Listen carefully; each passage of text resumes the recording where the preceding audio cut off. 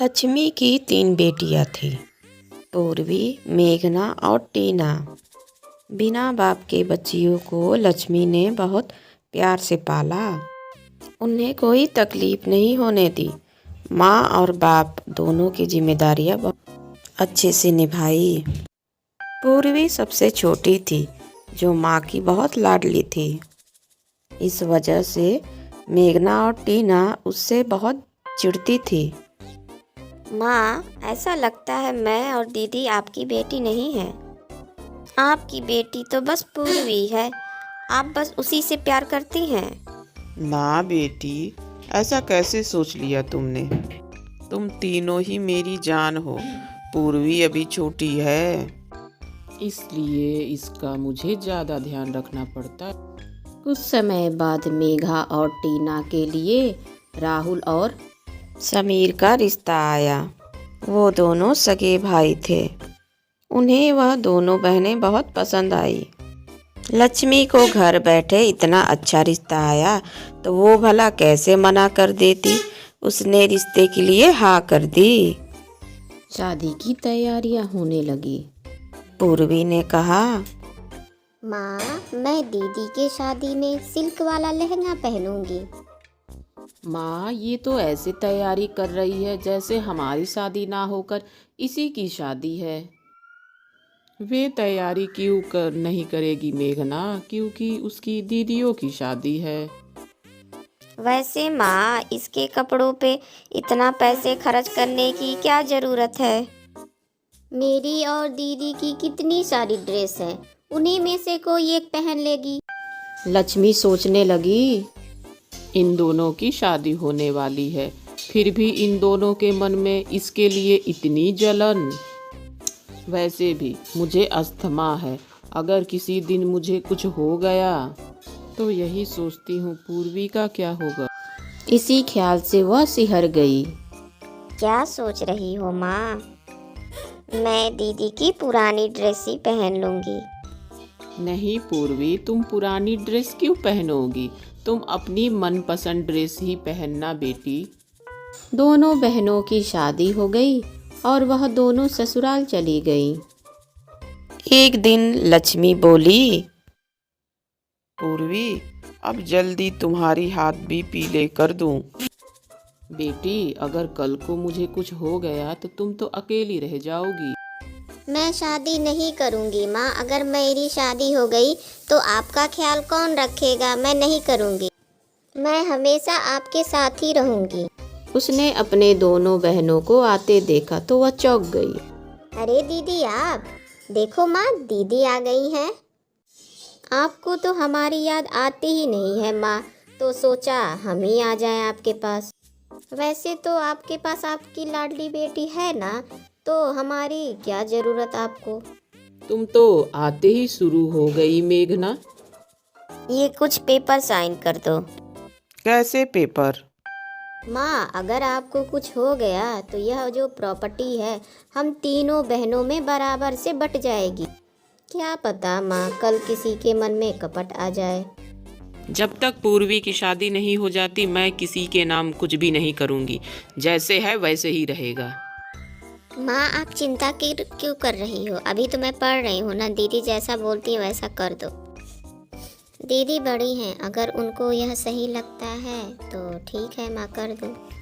मेघना और टीना बहुत खुश हुई, इसलिए कि उस पेपर पे पूर्वी का नाम नहीं था और अब सारी प्रॉपर्टी दोनों बहनों के नाम हो जाती है।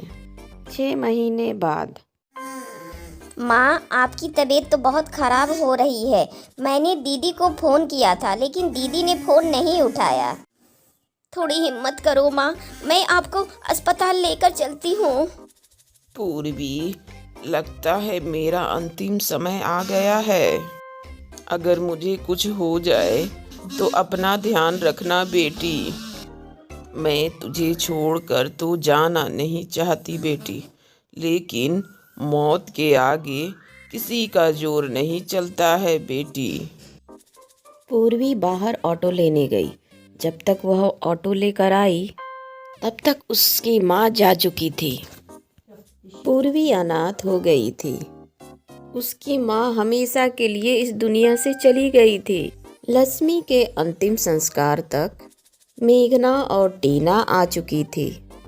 अंतिम संस्कार के बाद मेघना बोली, अब तुम्हें हमारे साथ चलना होगा। अब तुम वहीं रहोगी हमारे साथ।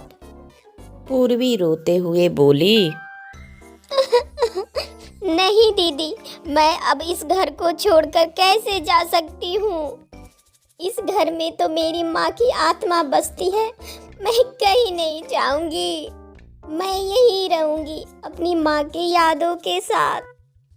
पूर्वी, अब हम यह घर बेच रहे हैं। नहीं दीदी, आप ऐसा कैसे कर सकती हैं?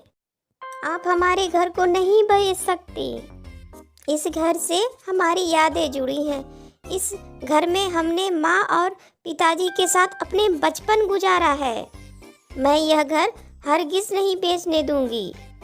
तुम कुछ नहीं कर पाओगी पूर्वी, इसलिए कि माँ ने ये घर हमारे नाम कर दिया था। पूर्वी मजबूर थी।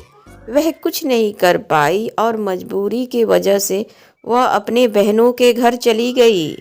पूर्वी हमेशा अपने माँ को याद करके रोती रहती। एक दिन, ये रोना धोना कब तक चलेगा पूर्वी? अब ये सब छोड़ो, घर के काम में हाथ बटाओ। आखिर कब तक मुफ्त की रोटियां खाती रहोगी?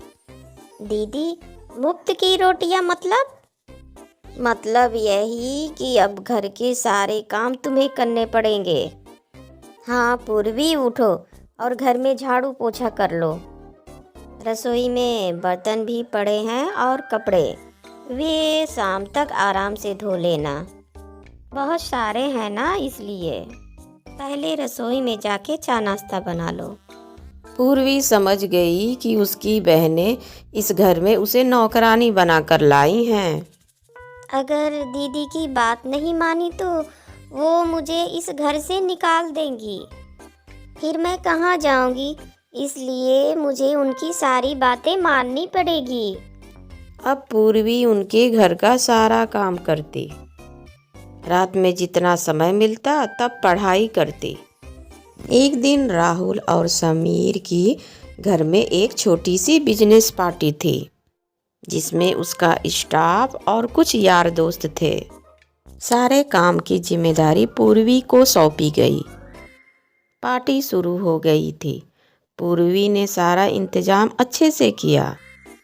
राहुल के दोस्त के बीवी ने पूछा, ये लड़की कौन है? अच्छा, ये तो हमारी नौकरानी है। यह सुनकर पूर्वी को बहुत ही बुरा लगा। वह अपने कमरे में जाकर बहुत रोई। अब इस घर में रहना उसके लिए बहुत ही मुश्किल था।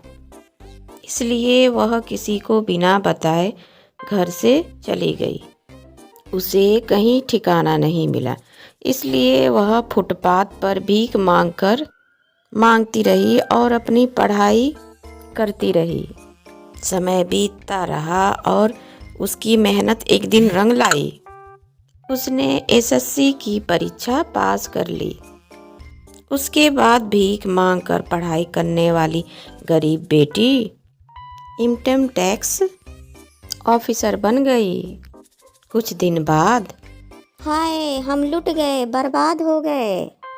क्या हुआ दीदी, आप ऐसे चिल्ला क्यों रही हो? समीर और राहुल के ऑफिस पर पुलिस वालों की रेड पड़ी है। सब कुछ जब्त हो गया, ऑफिस सील हो गया। गार्ड का फोन आया है। अब वो लोग इधर हमारे घर ही आ रहे हैं। अब ये घर भी सील होने वाला है। हमें क्या पता था कि ये दोनों भाई गैर कानूनी काम करते हैं। क्या अब हम कहाँ जाएंगे दीदी? फुटपाथ पे जाएंगे और कहाँ जाएंगे? न जाने किसके आत्मा का श्राप है जो हमें आज ये दिन देखना पड़ रहा है। दोनों बहनें रो पड़ी। तभी वहाँ पर पुलिस आ गई। उन्होंने घर से बाहर करके घर सील कर दिया। राहुल और समीर को जेल हो गई। पूर्वी अब सरकारी आवास में रहती थी। जब उसने समीर और राहुल की गिरफ्तारी की तस्वीर अखबार में देखी तो वह खुद को अपनी बहनों से मिलने से नहीं रोक पाई। वह तुरंत उन्हें मिलने चली गई। उसने उन्हें फुटपाथ पे बैठे देखा।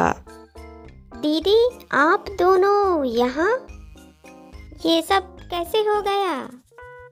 मैंने अभी अभी अखबार में देखा, इसीलिए मैं मिलने चली आई। ये सब हमारे कर्मों का फल है। हमने तुम्हारे साथ बुरा किया, नतीजा आज हमारे साथ बुरा हो गया।